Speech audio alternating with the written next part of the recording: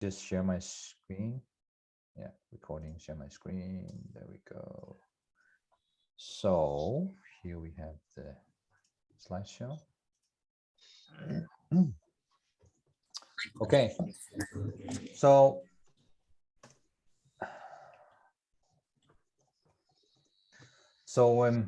basically, agenda here is a short intro. Who am I? I think we've done that before because all of you on the previous ones, I'm going to do that short. Today we're talking about stakeholder mapping. We're talking about risk and identifying risk and how to mitigate risk. So it's kind of like hands-on. So this is the problem. What the hell can I do about it? So it's not a very theoretical. I didn't read a book. I didn't write a book. So this is hands-on stuff that I feel is pertinent to know in the medtech business when you're running a business. So this is from my personal experience. And you will, if you're looking for references and connections to the intellectual capital of the institutions, there will probably not be a lot. So I will pardon for that at least. But let's see if we can't shake you up a little bit. So I have a developer background. I said that I was a part of the architecture in the Danish IT and built a lot of the national infrastructure and been doing that for many years.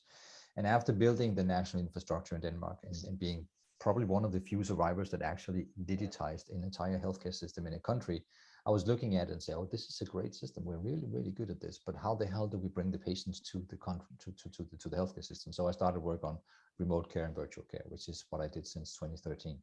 So this is pretty much my journey. But let's leave it at that, and then go out and discuss stakeholder mappings. Why are we going to do stakeholder mappings? So what's the purpose? And I think defining stakeholders is something that affect your business, either are affected by it or do affect your business. And this means that when you build a business, when you start a business, even before you start a business, the first thing you do is to consider the stakeholders that you are addressing. So who will benefit from my product and who will affect it and how will affect it. And so stakeholder mappings is something that you implicitly do at the very, very first step of birthing the idea of having a business. Because if you cannot find someone who wants to pay for it, then there isn't anything. So you already did the stakeholder mapping. So say, okay, I'm going to sell it to these guys because they want it, and this is what my business is based on. And then you pitch this idea to the other stakeholders, that the one with the money. So before you start your business, you have already a very, very clear idea about the stakeholders. But you need to understand, in order to get the business started, to get the product in the hands of paying clients and to get people to finance your business, you need to understand what the hell would they want to do this. Who are they and what is driving them, and how can you leverage those superpowers that they have. So this is really important. So I think just knowing that they are there is one of the things that I think is completely waste of time. But understanding what drives them is the biggest part of this. We're going to spend some more time on this today. And also, I think a part of the really, really important part of knowing your surroundings and orientating yourself is knowing your threats. So you imagine yourself, you're a fighter pilot in a Spitfire in the Second World War, and you're really interested in knowing who can help you, and who's on the ground, who can fuel you, or who can help you out. But you really also need to keep your eyes on the enemies surrounding you. Who are they? What can they do? Where do they come from? And how can I possibly nerf their business if needed? So this is important because you're going to spend time and money in your business, and it's important that you spend your time and money right, so that you don't make a lot of exercises that has no impact. So this is a part of the deal. And then going on to the stakeholder map, I don't know if you have this homework of building a stakeholder map, or you have to do that or later, but I'm going to tell you what I would consider to be a functional, useful, and quality stakeholder map that will aid you in your business. This is not the one. This is a completely useless stakeholder map. This is kind of like the joke with the consultants. When a guy comes down in a hot air balloon, he comes down to the ground, but he's lost. So he asks the guy on the ground and says, "Oh, can you please tell me where I am?" And then the guy looks at him and says, "You are about 15 feet in the air." And then the guy in the balloon looks at the guy on the ground and says, "You shouldn't be an IT consultant by any chance." And so the idea is that you can state complete obvious facts, which nobody can use for anything. And this is pretty much what the stakeholder map does. It states some very obvious facts that you really can't use for anything because it doesn't say anything about the stakeholders. It just said that they're there. And we know that already. So why the hell should I do this?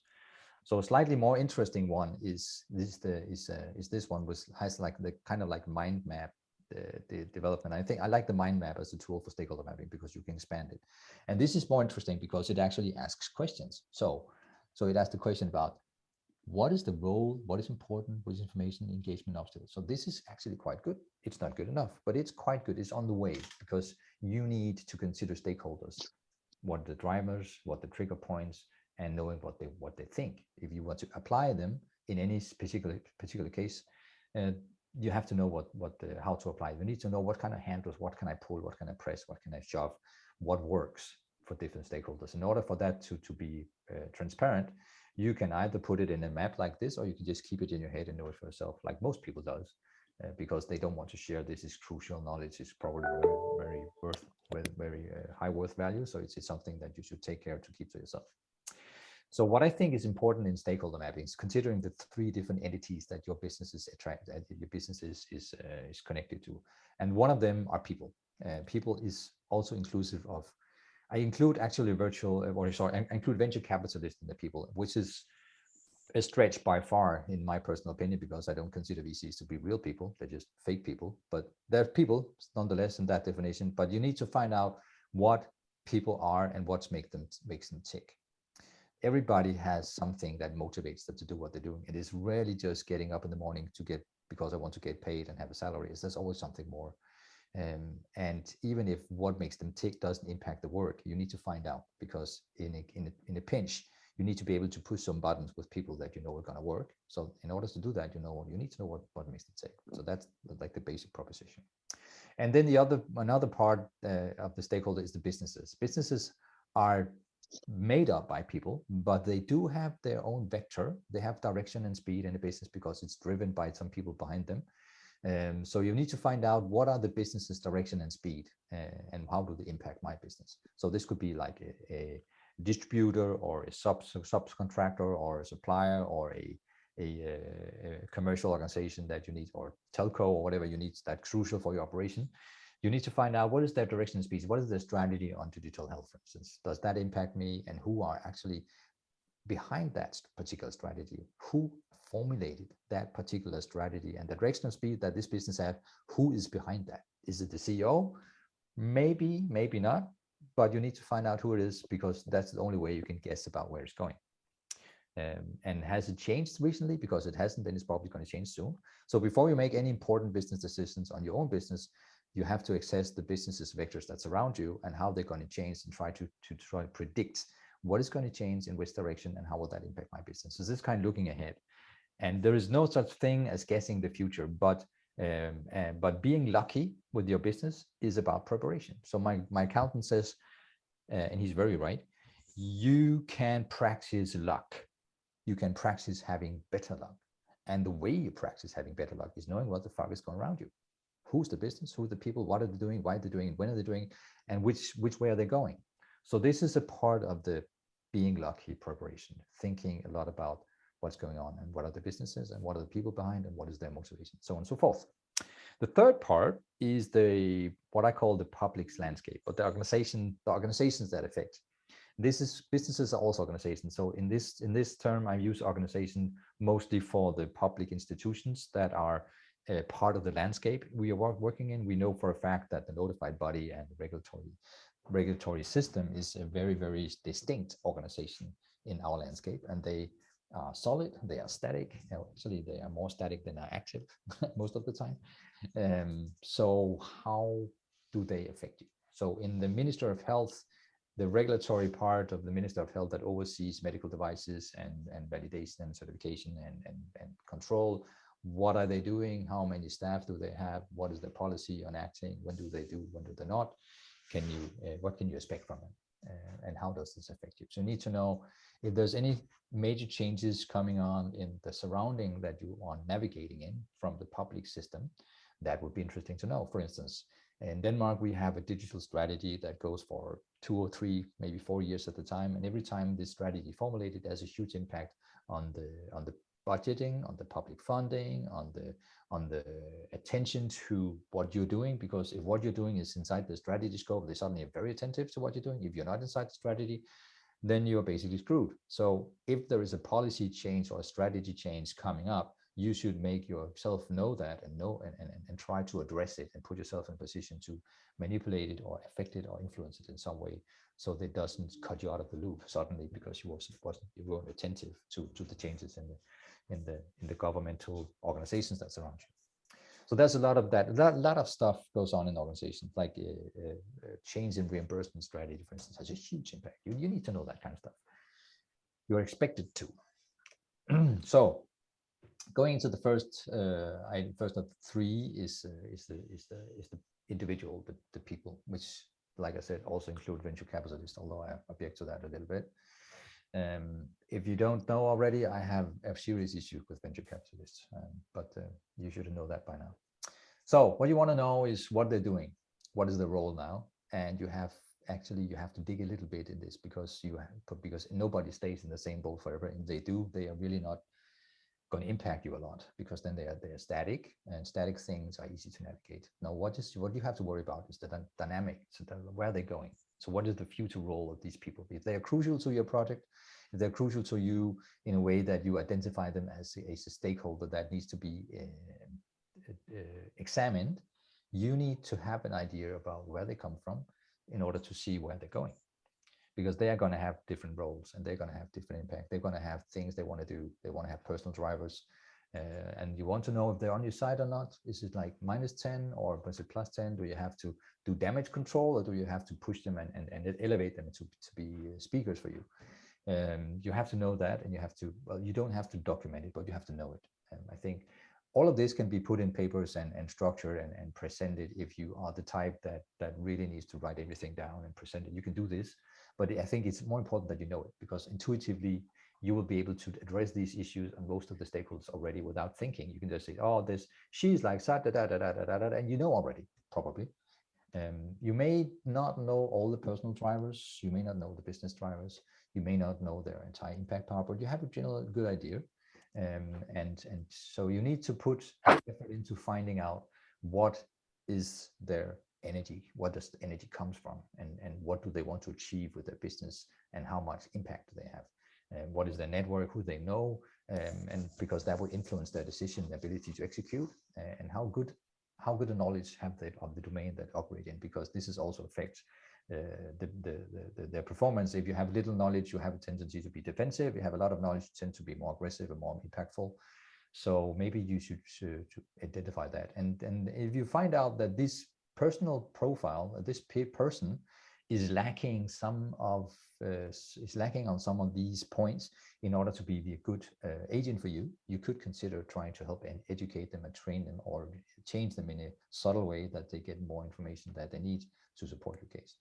But having these score items is certainly transforming a stakeholder to an asset. So this is now a card on your hand that you can play, because if you know all these things, you know exactly what kind of buttons you can push, and when you can push them, and what effect they will have, and how. So now this becomes I hesitate to call people for tools, but they become now active players in your business that can be leveraged in different positions for different purposes with different results, depending on what you want to do, where you want to go, and how you want to go there. So important stuff. So the businesses are also in much the same, like they have goals now, they will have future goals. They may not change as much, but there will be strategy shifts. Sometimes the business finds out that, hey, we were doing this hardware item and it didn't work, so we're going to do a new hardware item. And that's a significant change of strategy and may affect your device or your business or your software anyway. So you need to know. So you also need to try to get into the heads of these people and find out what is the future goals. And the future goals for businesses is making money, but that's not good enough. You need to find out what is the vision. How are they going to do it? Well, how will it drive it towards the mission? For instance, if you look at Cisco, they have been doing a lot of video consulting with the WebEx, and they have been outcompeted by Zoom and Microsoft Teams. So now they are building, building sort of like terminals with a screen, so they can deploy entire infrastructures, because they want to be special. They want to be value adding, because Zoom and Microsoft doesn't have their own terminal for video consultations. So they are building that. It may be a good or bad strategy, but it's a very clear example of someone having a goal of being video consultation service leader, and then not doing it, and then changing something in order to become that again by making new products. And this can have huge impact on your business if some of your partners does that. Of course, the supportive score can be difficult for business, but you still need to have an idea of these guys are your friends, which is usually defined by how much will such a business benefit from your product and what you do.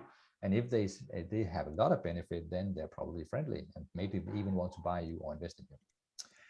You need to know the key people in business. You need to know the business drivers, the impact power on the network, and the activities to activate, deactivate. So again, this is the buttons you need to press. How do you press them?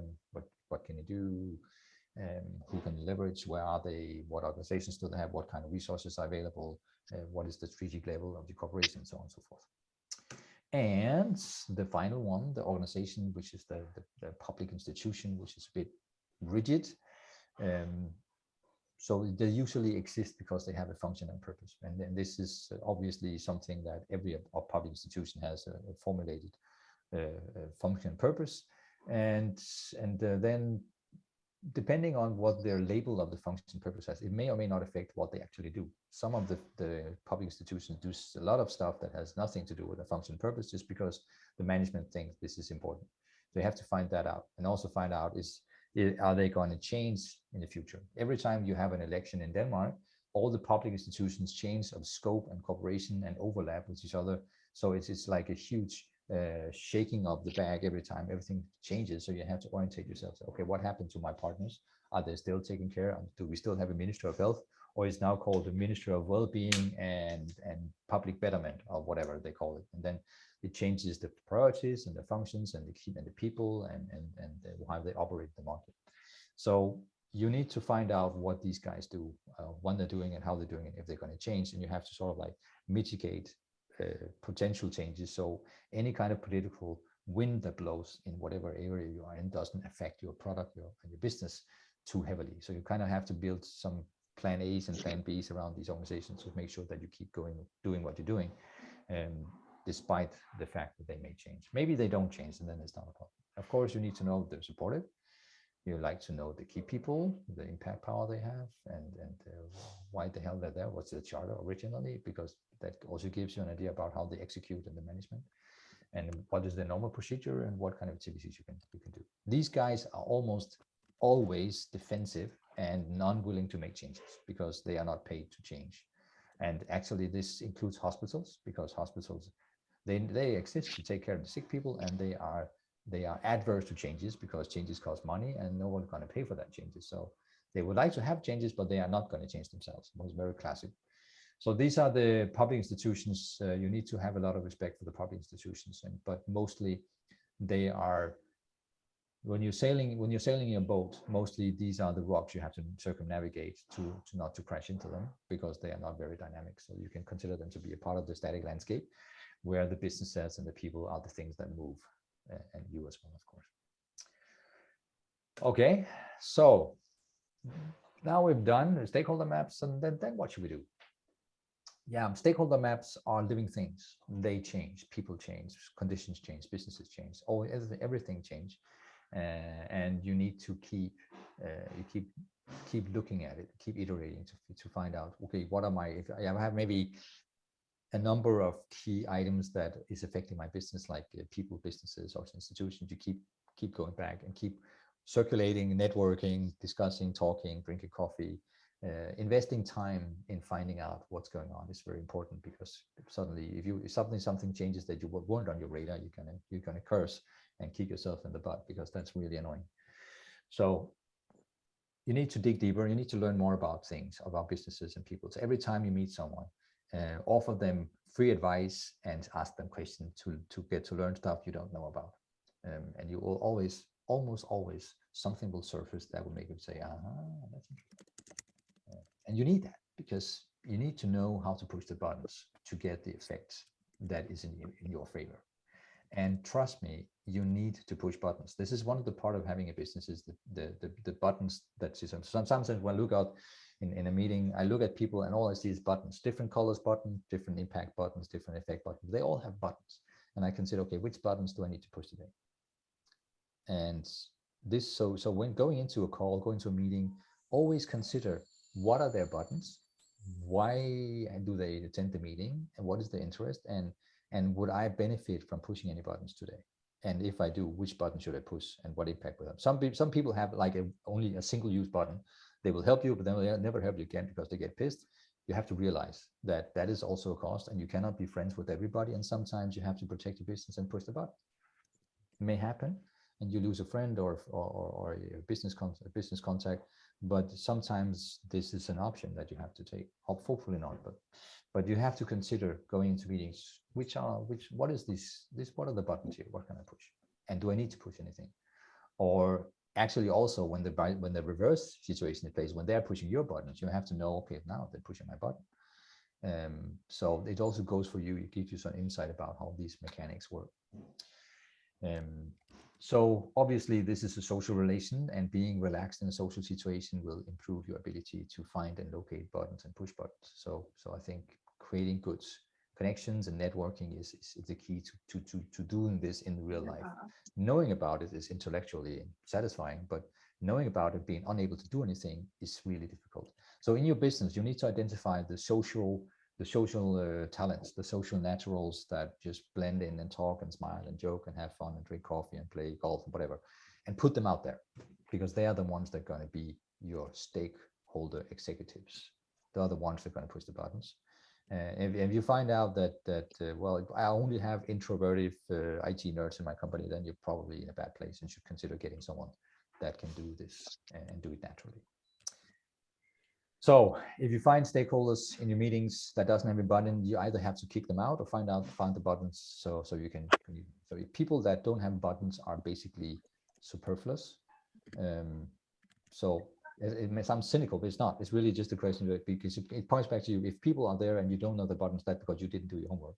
You need to find out. So when someone new enters the scene, go out, drink coffee, investigate, talk, discuss, ask, socialize, find out the buttons. And I think this can be looked as very cynical, but really isn't, because any social interaction between human beings and businesses and organizations is about people pushing buttons. That's kind of the metaphor. People interact, and finding out when you have overlapping benefits and overlapping interests are the way to go, because this is going to help you avoid that business. So, but you won't know what the overlapping interest is until you actually dive in, ask questions, and dig and find out, oh yeah, and then we can do yes, but then you need to dig. So when you have your stakeholder map knowledge, this is just examples of some of the things you can do. I won't say these are necessarily good things, but one of the things that you can do, that I have observed actually take place in the market is oh, here comes my coffee. Oh, thank you.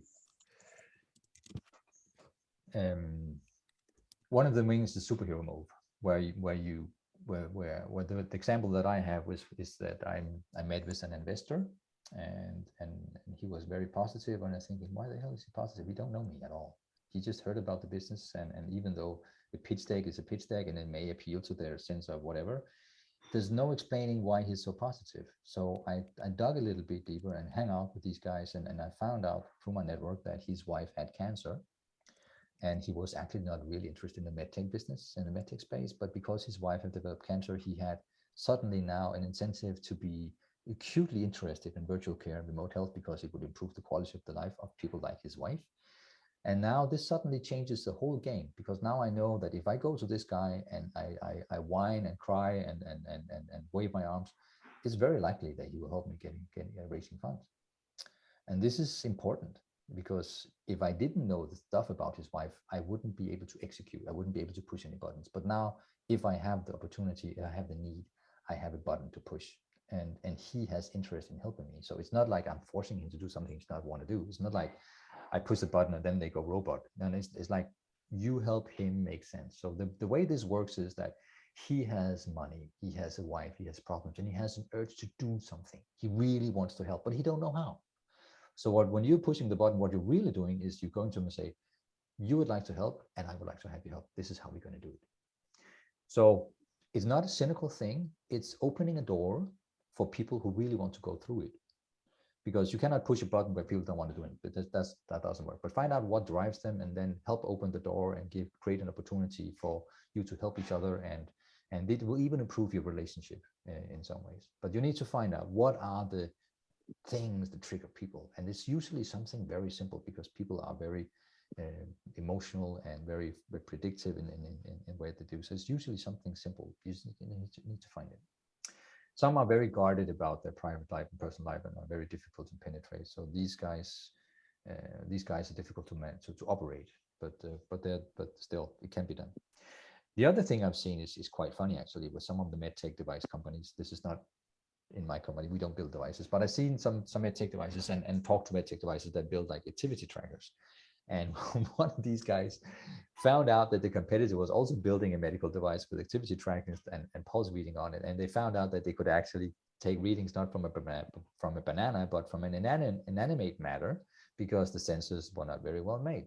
So they made this very, very subtle campaign where they found out that they could sort of actually take a pulse from a wet tissue, and they filmed it and they sent it very discreetly to a lot of their prospective clients, just to tell them, we have this great device and it's not as bad as this one, which is, by the way, the one from the competitors, but ours has been validated and blah, blah, blah, blah, blah, blah. So this is the nerve from a move. This is where you take the energy and the punch out of your competitors by revealing some ridiculous fact that they didn't really know. This is evil to some. Someone said this is evil. I wouldn't do it myself, but I have seen it done. And it can be done in various degrees of effectiveness, but you are all in a situation where you compete, and often you will compete against people who you think are not as good as you, because otherwise they would win, and you should win. And maybe they win because of network or personal relationships, and then you feel like an urgent need to sort of communicate the differences and advantages. So try to do that in a sober manner where you're objective, and try to go after the ball and not the feet of the guy. So because if you keep kicking people's legs out under them, at some point you will have a bad reputation. So you need to find out how to address this by going after the ball and playing the game by the rules, but still getting the information out there. And I can recommend LinkedIn and social media and publications of data and knowledge and advice as a very, very good and effective channel of getting information to people. So you can use Twitter, you can use LinkedIn, you can send news information, but usually you have to do it in a way that you have, this is free advice. This is something that is valuable, because then you will get people to read, and then in the text you can add some information that seems to be circumstantial, but it's actually important information for you that you think they should know. Okay, let's move on. So that was the stakeholder part. Let's move to the risk. There are a lot of risks in businesses, a whole lot of risks in businesses. And there are risks in your network, in the stakeholder. There's competitive, there's regulatory, product development, operational, cultural, sales and marketing. All of this has risks. So we're going to go through each of these and try to see what kind of risk are most predominant in this area, and see if we can put together some mitigation on it. So in risk management, before we go ahead with this, you need to take into account the risk management product model you want to operate. In any project with more than two or three or four people, you need to have some kind of strategy and some kind of structured way of identifying, scoring, and following up on your risk. So you should have a risk management responsible. And this is about identifying the major risks you can find across the fields we mentioned before. And each of these risks has to be marked very simply. On a scale from 1 to 5, how severe is it? On a scale from 1 to 5, how likely is it to happen? This could be a percentage. On a scale, what is the economic impact? And then last but not least, how would you mitigate it? And then when you have all these risks mapped out, then the way you prioritize your time is by multiplying the severity with the likelihood to happen with the economic impact. So if you have something that is very severe, is very likely to happen, and has a huge economic impact, then it's obviously something you will want to focus on. If the likelihood to happen is close to zero, then you don't give a damn if it's very severe and have a big economic impact, because it's not going to happen. You're not going to have a nationwide earthquake because it's not likely to happen, even though it will ruin your business. Don't worry about that. And this is an important tool, because you often get lost in details, because you get lost in the severity. Oh, this is so severe. And then you consider working on mitigating risks that are not really important to work on, because it's not likely to happen or has a low economic impact. So what you could also add here is maybe socioeconomic impact. How would it, if it impacts people's consideration? But this will reflect on the economy, which is why I have focused on these three. But this actually comes from the PRINCE2 model, and it's kind of like a very simple spreadsheet where you kind of like calculate the severities to see what the prices are, and then this is what you on a weekly basis meet with your management team to talk about. What did we do to the risk? Didn't we do anything this week? Why didn't we? We need to do something on risks every single day until the mitigation is complete, because this is stuff that can kill your business if you're not careful. So risk management is important to do, and also important because you need to spend your time and money on managing the right risk, and you need to iterate. It's not a document you can make up and then it's stale, it's static for 5 months. This is a dynamic working document, guys, and it's connected with a similar to-do list. Who has responsibility to do what exactly to mitigate this particular risk? So it goes from level 5 to level 3. Important. Everyone who's done medical device work with ISO 1345, they also have the risk strategy where they look at the risk of stuff to happen, find out how to mitigate it, write it in, build a product around it, and then lower the risk to acceptable levels where you don't have to spend time on it anymore. And this is a normal part of the ISO certification, and you should apply it in your business as well. So in the network stakeholder area, this is the first one. I think the obvious risk is that they cannot be used actively to help the company in its network. And I think I mentioned this before on the stakeholder thing. So you need to find out, you need to listen and learn. Network, talk, seek, extend, travel, visit, pitch, hang out, participate, podcast. What do people think? How do they work? How do they look? How do they work? How do they do? So there's only one way, and this is just actually encouraging everybody in your company and in your surroundings to do this, because you cannot do this too much, especially if you're moving into an international business or a nationwide business. This is on the first order of agenda. You need to be there. You need to make yourself known. You need to know people, and the more the better. Obvious. A lot of this is really obvious when you get it presented. So the competition is obviously a risk. Are they catching up? Are they overtaking me? Are they doing more brilliant stuff that I have done? So how do I do this? How do I fix that? And my typical advice to anyone in a risk situation with competition is not to go in and become protective about IP and access to data.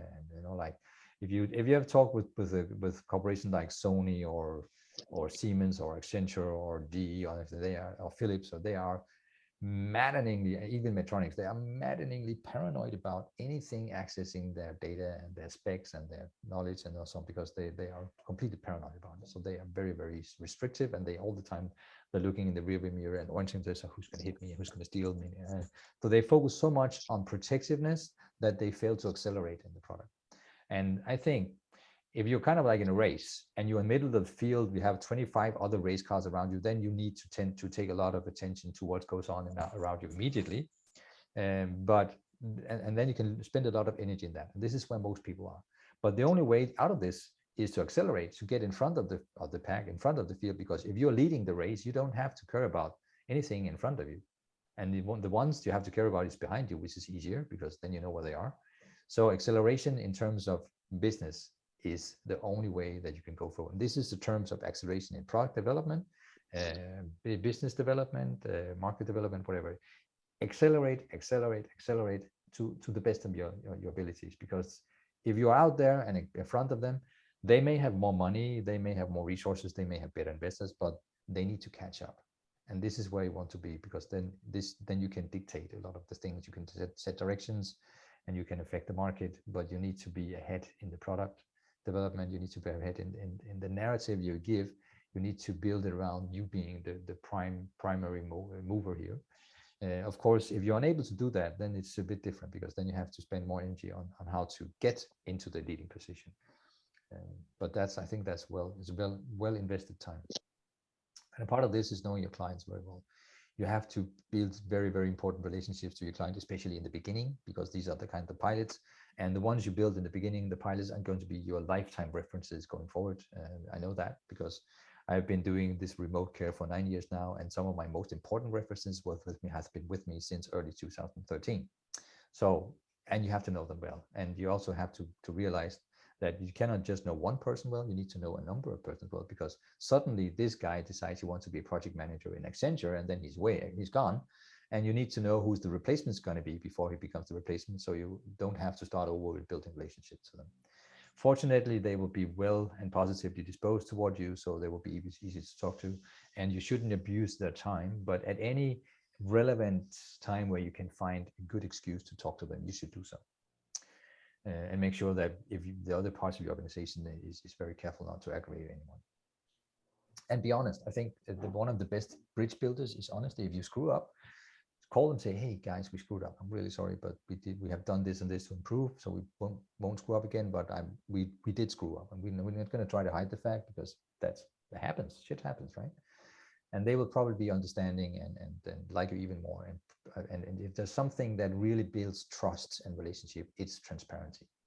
So if you say and act transparent, and they feel comfortable that you're not hiding or trying to cheat them into, or hiding some dirt under the table, on the rock, they will become very, very fond of you, because you will be one of the few people they can actually trust to tell the truth, and you want to be there.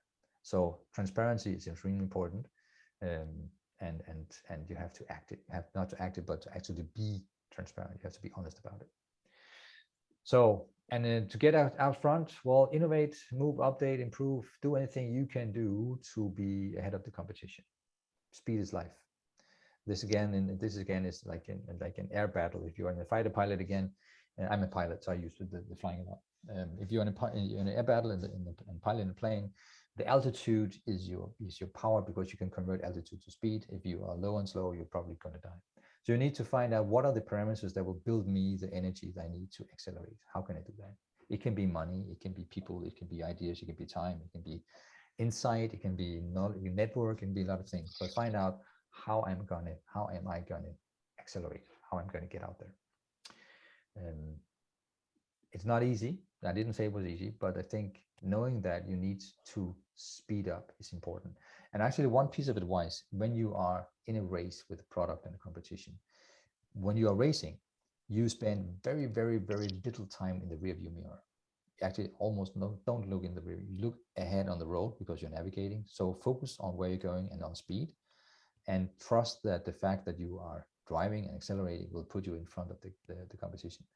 Many organizations, I get the feeling that many organizations are spending a lot of time looking in the rearview mirror to find out who's catching up and what should I be afraid of, what should I be paranoid about. But you have your risk management for that. You have to do it only once and then follow up. So don't look at the rearview mirror, because you will get lost in it, and eventually the people will overtake you because you always look in the rearview mirror. And then at some point you will be behind everybody, and the rearview mirror will be clear, and you say, oh great, we managed it. There's nothing to be afraid of in the rearview mirror, but everybody's in front of you and you're basically dead. Bad idea. Okay, so regulatory. This is one of the really, really nasty ones. Regulatory risks are huge and they are difficult to mitigate. Expensive too. So one or more of you probably know the quality management system, the QMS, is very long in implementation. You get these consultants from ISO 13485 and say, oh yeah, we can do it in 3 months and it's no problem. I have this tool, you just need to pay here and then press the button. And then in 3 months time, you're going to be ISO 13485 compliant. The problem is that what they don't say is that the first audit is a startup audit, which is the easy one, because in the startup audit, after 3 months, you really don't have to do anything, because you haven't had the quality management system, so they can't audit how you're using it and how it works.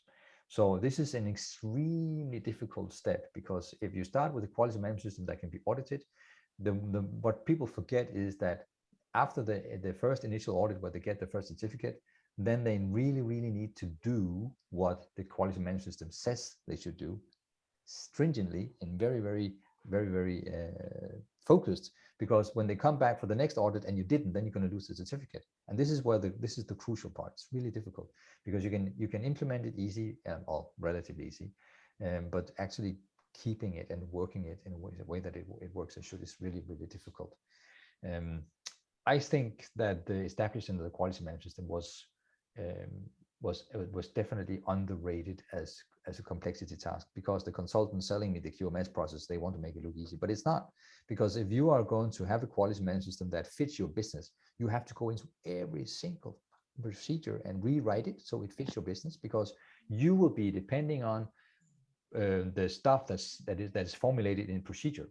So you need to make sure that the procedure actually states what you want it to do. How do I want to work? That has to be stated in the procedure. If you're not careful to take care of that, then the procedure will eat you alive, because then there will be stuff like, I have to document the uptime and availability of all my servers every week, and it has to be at least 89.985%.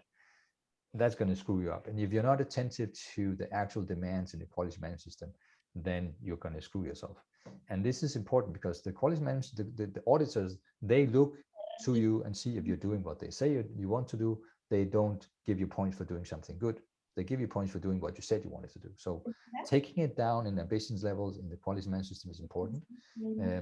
And this can be a risk because it takes too long. It can be expensive, and maintain uptake, and you can't even get audited because the notified bodies are too busy. Is anyone talking? No, no me parece que sea distinto realmente. Sorry, mute yourself. Yeah, somebody's on the phone. Oh, you shouldn't be on the phone. I'm talking. Come on. That's okay. Right. So how do we mitigate? Well, you need to build a heavily automated quality management system, and you need to have it 100% electronic. Oh, who's this? Oh, this lady speaking Spanish. And you. Can you mute her, Christoph? Yeah, we'll try to find her. Yeah. Thank you. Done. So building a heavily automated and 100% electronic version of the QA quality assurance function and QMS is important, because you need to be in a situation where your organization are working as they should, and at the same time actually using the quality management system to document and leave the footprint of what they're doing. If you have the quality management system on the outside of your organization and your production, you're screwed, and it has to be overlapping. So when the developers and the people in the marketing and all that works, they work inside the quality management system as a primary documentation, like Confluence or something like that. But definitely, if you put a paper version on the outside, then you have big issues. And this is because the ISO 13485 checklist is like a 39 pages PDF document just for the checklist. So you need to have this really, really intrinsically worked into the way you work. Otherwise, you will spend a lot of time running around in circles and trying to fix document stuff. So build a system that is compliant implicitly, and this is what I'm talking about. The way you work, like with Jira and Confluence, is a way of making a product that will implicitly be able to supply with all the data that ISO 13485 needs for the certification. And EU, well, if your problem with the EU because of the notified body is not available or whichever, well, then FDA is probably also a possibility. And the market in the US is at least as big in the EU market, and probably even simpler in many ways. So maybe EU, maybe the MDR is not what you're looking for. Maybe you should look into FDA. It doesn't alleviate you of the quality management system problem, but it gives you a playing partner like that are more responsive, because the notified bodies in Europe is anything but responsive, and the FDA are, but they also have higher demand. So that's a route to the market alternative if you have a problem with the EU. And yeah, be creative.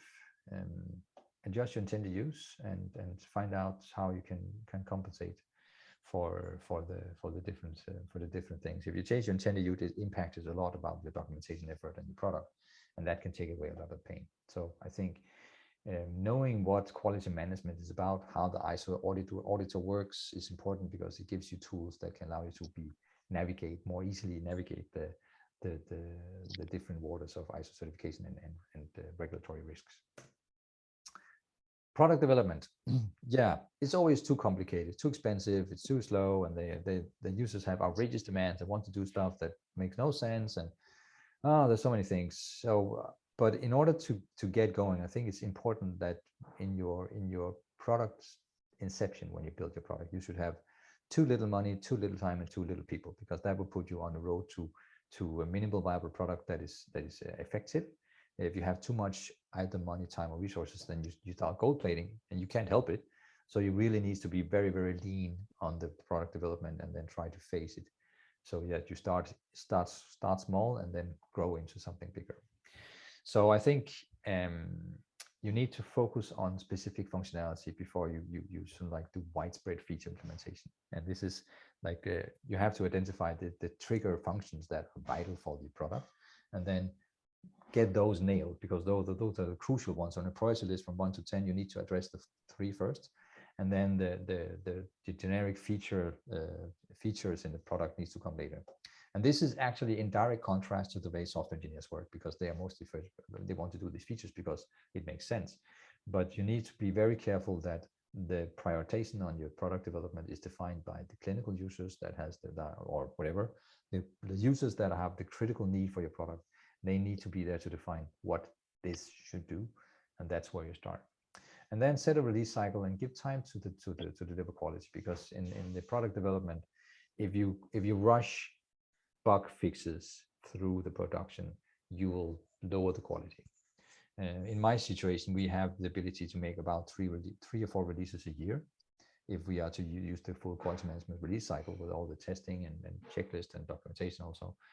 And if I were to speed that up, then people wouldn't do anything but making releases and documentation. They wouldn't actually do any development because they wouldn't have time for it.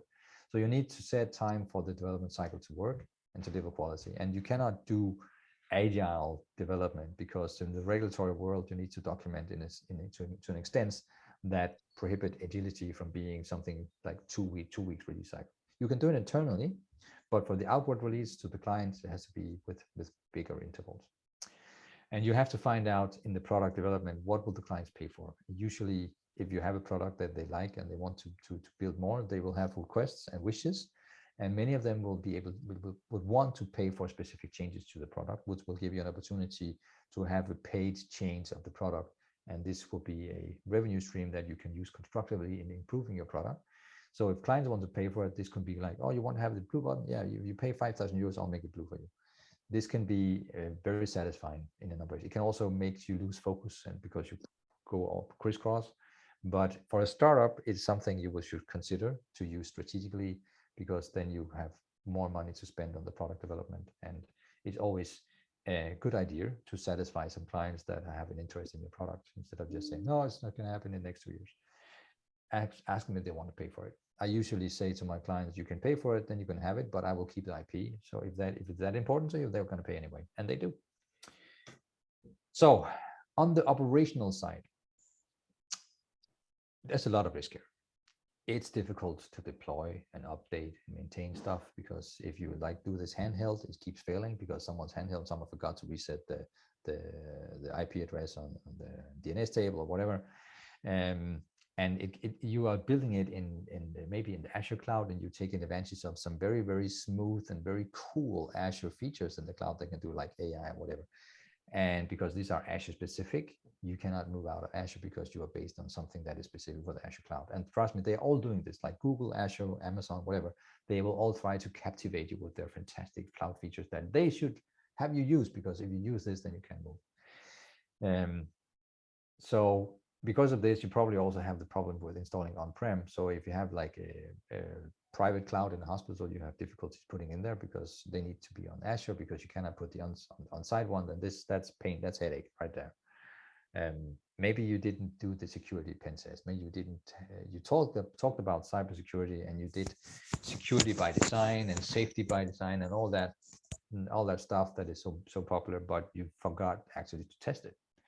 And I think any kind of system is only worth as much as the security of the system in the healthcare space.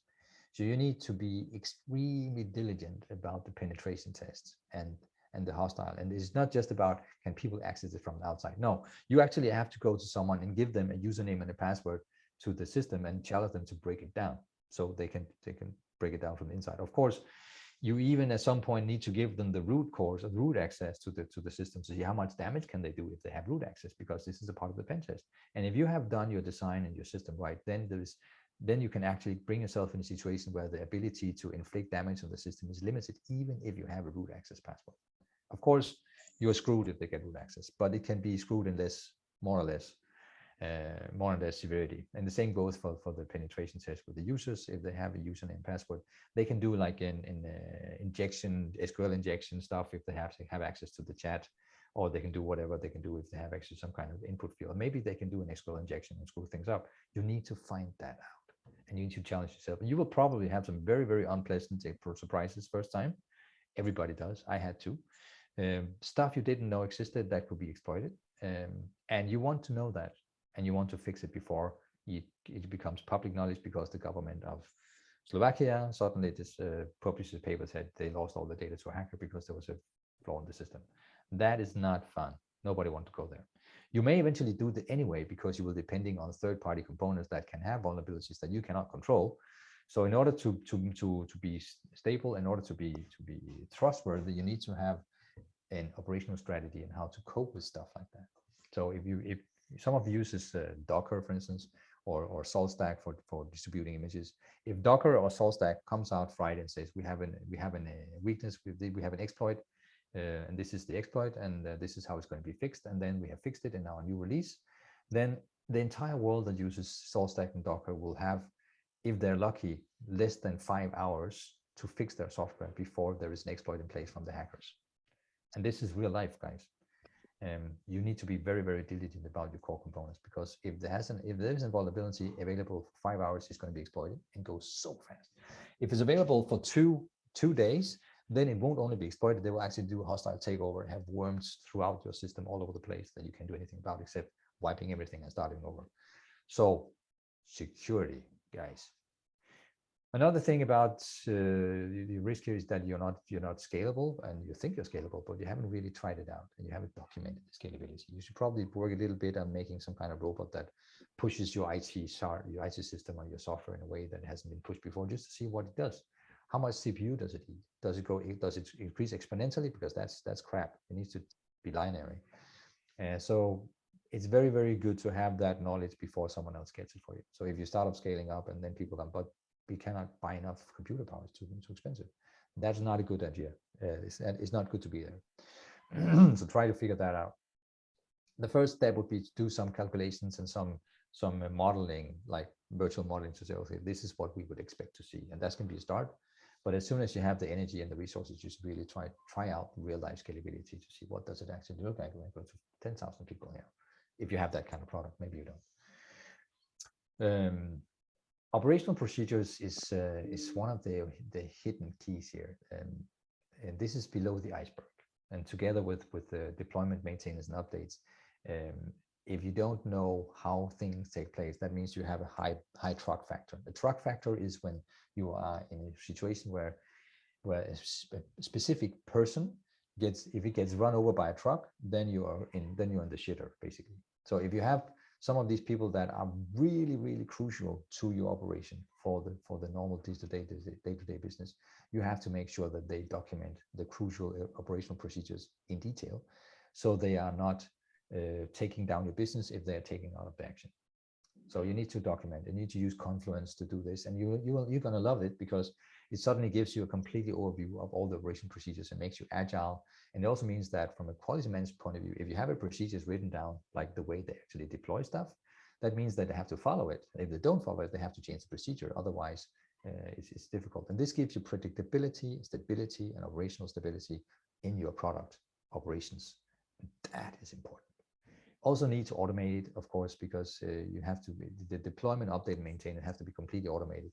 You have to have an automated deployment and automated update. So this is kind of like a pre-authored script. So when you run it, you know for a fact that it worked on that particular server. If you do anything by hand, then you're 900% sure that it will screw up. You don't ever do anything that isn't scripted and automated, because that forces you to document, to test before you actually implement. And it gives you the ability to be completely predictable with a high availability, because there is no manual procedure involved. And all the manual procedures are described in a detailed level that no mistakes can be made. And whenever you deploy, you always have a checklist. Did you do this and this and this and this and this and this and this before you finish? Because that will also go in as documentation to the quality management system, and it will crucially improve your quality of your deliverance with the quantum leap.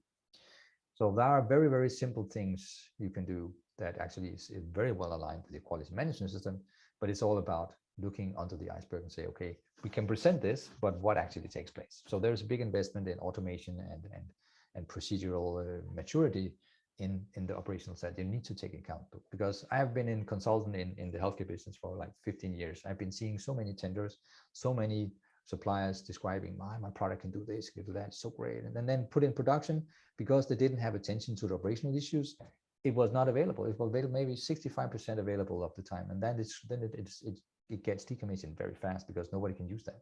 The only way to achieve high availability is by doing operational due diligence all the time, documenting and having really, really solid people doing this. Do not underestimate this. I know this is an investment area because it's not going to be visible to the client immediately. So going to the investor and say, I need to have these guys working on the DevOps and developing the operational procedures.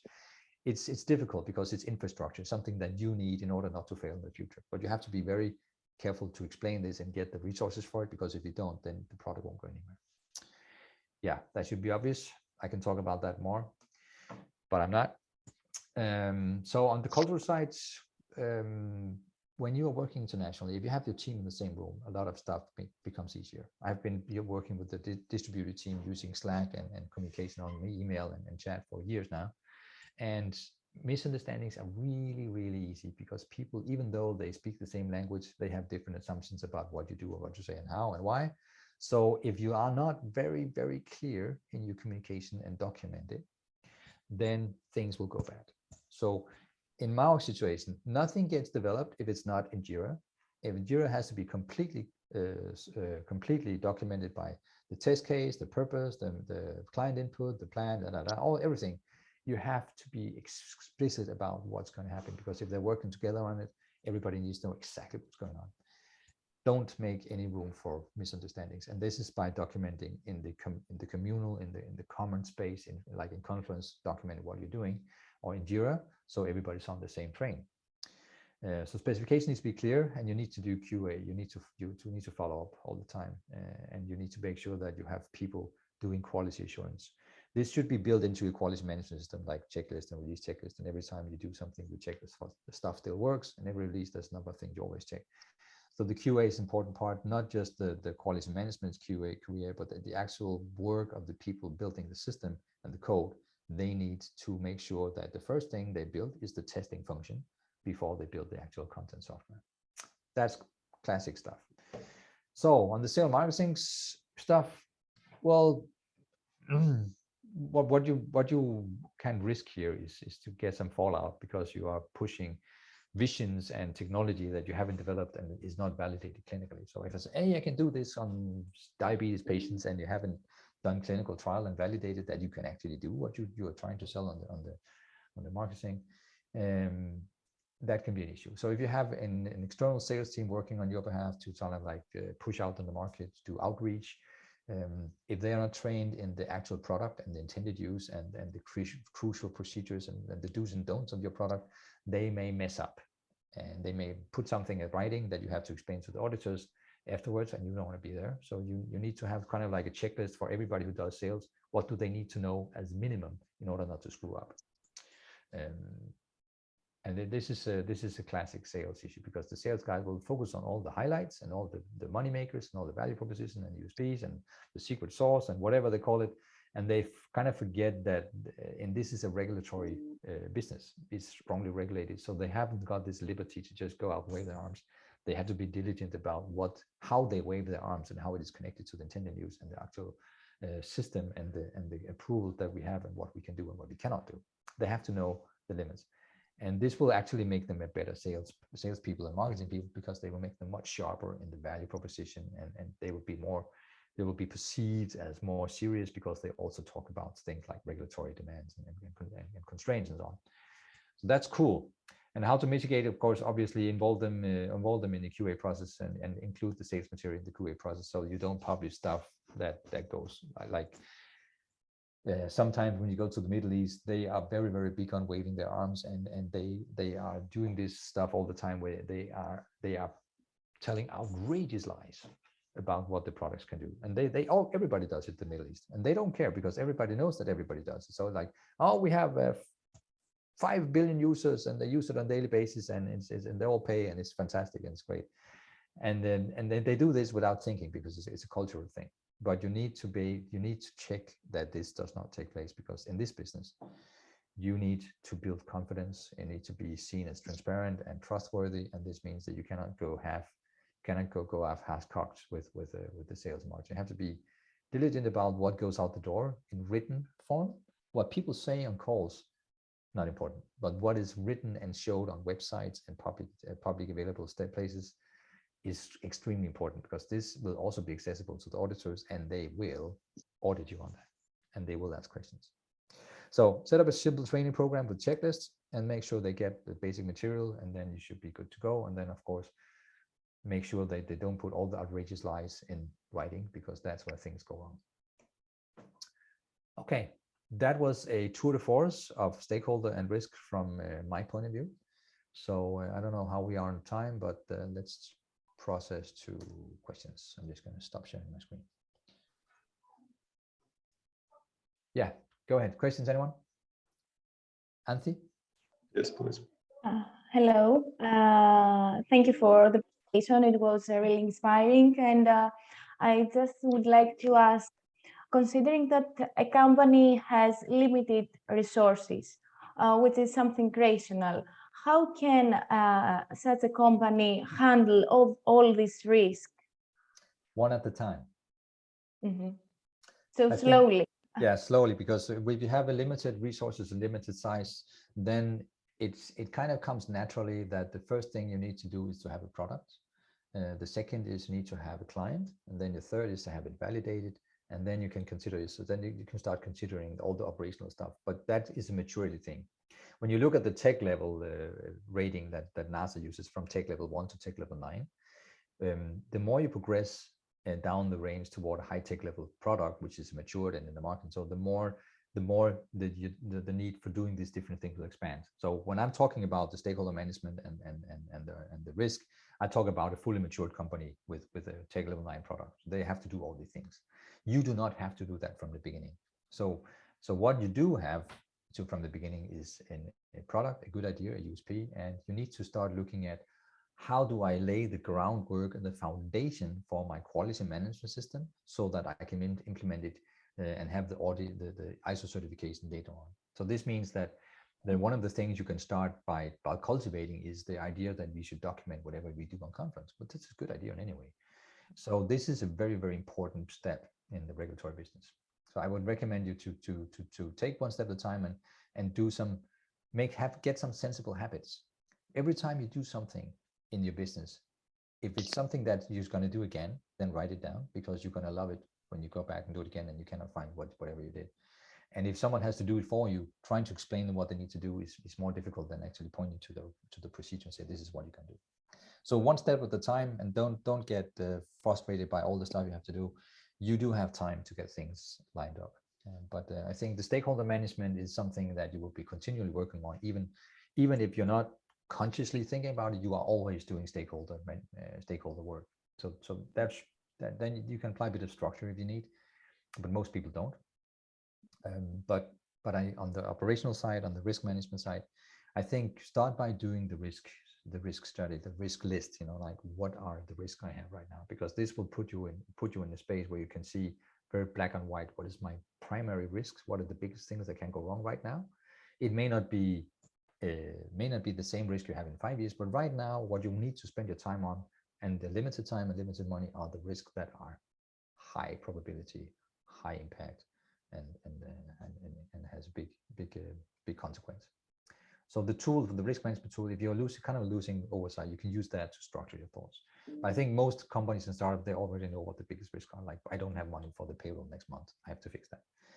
So take one step at a time, and don't worry about all the stuff you have to do, because it will make sense once you progress down the road of building your product and getting the market and so on. These things will expand, and then you will have the opportunity to address all these risks one by one, eventually, so reaching the target where you have things in control and can press the speeder to the ground and do the acceleration. Okay, thank you very much. Yeah. Anyone else? Please. Did people fall asleep? Anyone awake? Hello. I had one question regarding what you said about IT security risks. From your experience, you're managing those in-house or like outsourced service? Actually, I have an external hacker company that's like a white hat hacker that are extremely proficient in hacking systems. I pay them to hack my system once a year to find out what is vulnerabilities. Can I do anything better? How is my, do I use TLS 1.2 or higher, and all kinds of stuff that you as a business manager don't really consider a lot, but you really regret not doing once you get exposed to having a bad security. So we do that systematically. We have automated IP tests on every single release, and then we do some active invasive tests with an external company once a year.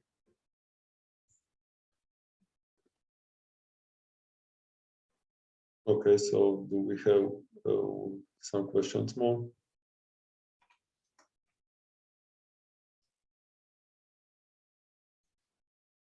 Hi everyone, do you hear me? Yeah.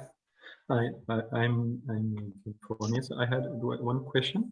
Is that we heard about several gates about a company that were holding a lot of information about their stakeholder or people that were kind of a how to say, had pro or cons the company, and I don't know how much we are authorized. I understood the principle, but how much we are authorized to collect data and to use this kind of data. So obviously, it was quite obvious the way you were explaining to to convince the people or not, and what is the risk on that aspect. So what is the question again? The question is how much data we can collect and structure if we make a kind of table where make the stakeholder mapping with the people that are cons or pro your business. Yeah, I think the first you can do is Google. Google can give you a lot. The next is LinkedIn, that can give you a lot. If you read into a LinkedIn profile and really read all the stuff in the LinkedIn profile, it will give you a hint. Like if you read my LinkedIn profile, you will actually find out what I do in my free time, but you have to read all the way through my profile to the last line to get it. But that's valuable because that means you can relate to me personally if you know what I like. So I like a lot of stuff, but if you know that, then you can address it and then you can get more information. So you really need to have attention to details whenever you read about people in their LinkedIn profile, whenever they publish something about yourself. It's very important that you read it and you have an open mind, because when what people write in their LinkedIn profile says a lot about what they feel is important to communicate. And that in turn tells you what kind of type of person they are.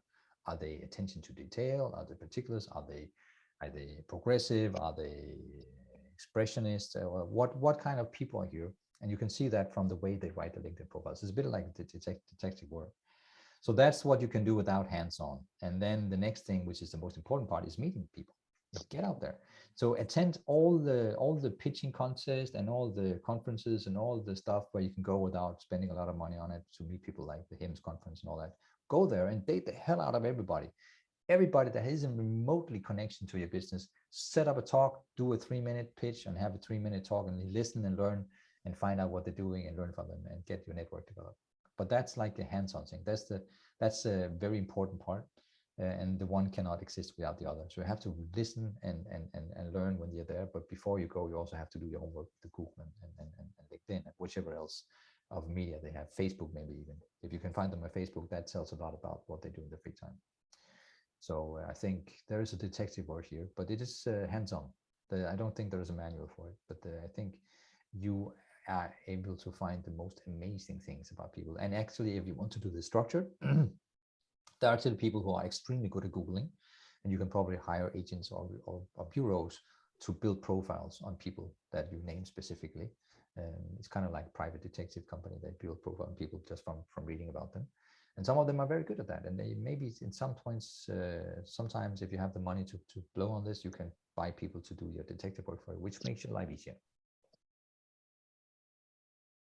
Okay, but as long as it's public data, it's fine. But if we are starting to collect too much data about people, is it risky for the business, or if someone found the files or something like this? Yeah, you have to take GDPR into account, which means that you can collect all the data you want, you just can't save it anymore. So that's a bit of a crucial issue, that you can get the information, and if you have someone digging up the information for you and presenting it to you in a way, it cannot be in writing, because in the GDPR world, it's impossible to write stuff about people personally So what you can do is build fake personas.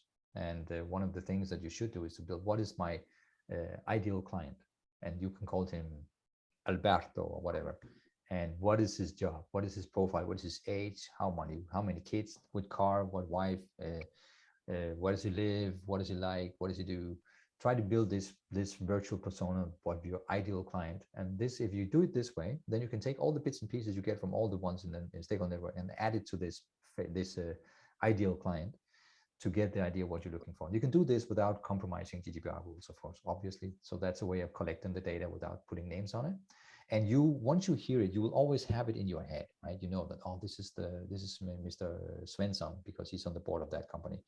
You don't have to put that in paper. If you have to put in paper, you should quit your job, because then you shouldn't be in your job. But you have it in your head always. But I think the way of collecting data is the same, but don't ask anyone to put it in writing, because then you're going to shoot yourself in the foot on the GDPR.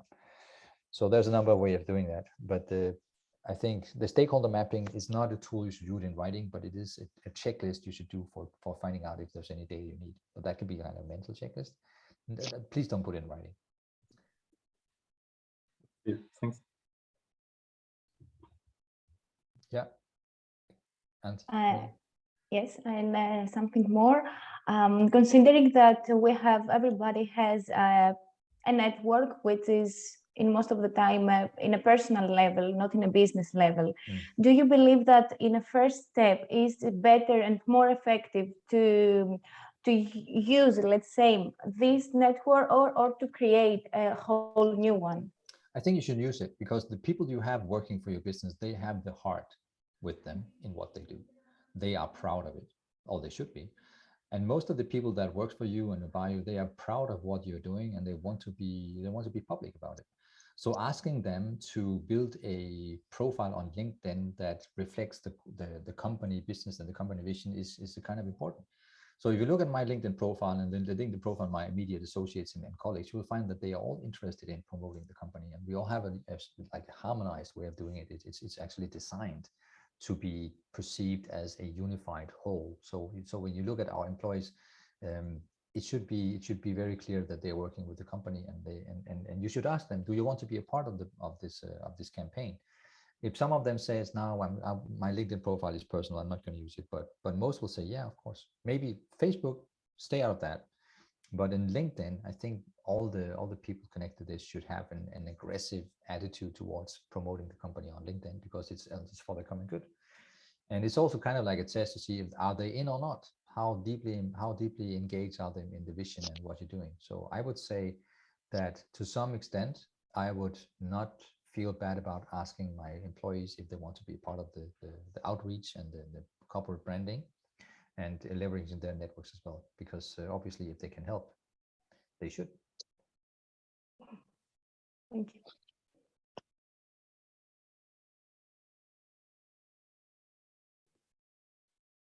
Regarding risks, whose responsibility it is? For example, in your company, it's one individual, or it's you as the CEO?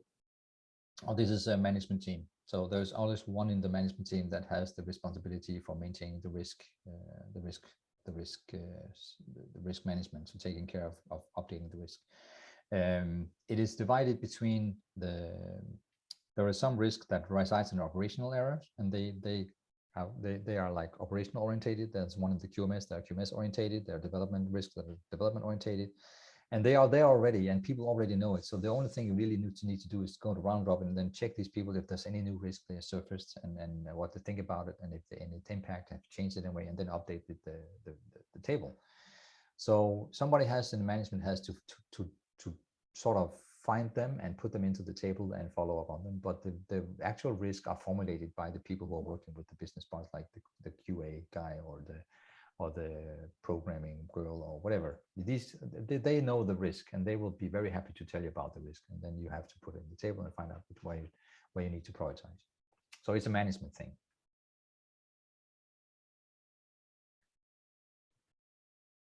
Yes, so any last questions?